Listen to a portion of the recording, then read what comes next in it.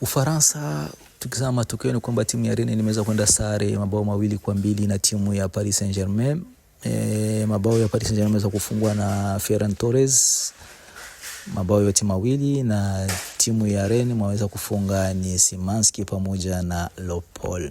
Timu ya Monaco imeweza kuifunga Le Havre bao 1-0. Timu ya Lille imeweza kuifunga timu ya Angers mabao 2-0. Timu ya Le Mans na Brest wameweza kwenda sare ya mabao 2-2. Timu ya Troyes na Paris FC wameweza kwenda sare pia bao 0-0.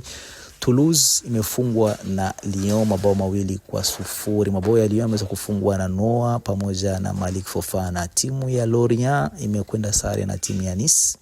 Lens imeweza kumfunga mabao 5-2 Auxerre.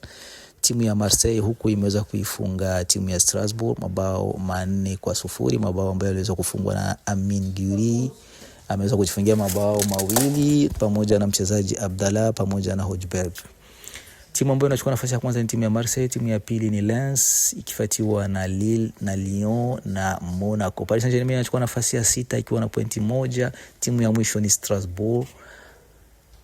Mchezaji ambaye aliweza kufunga mabao mengi ni Torres akiwa mabao 2, akifuatiwa na Guiri wa Marseille na mabao 2 pia bila kumsahau Thauvin wa Lens naye pia ana mabao 2.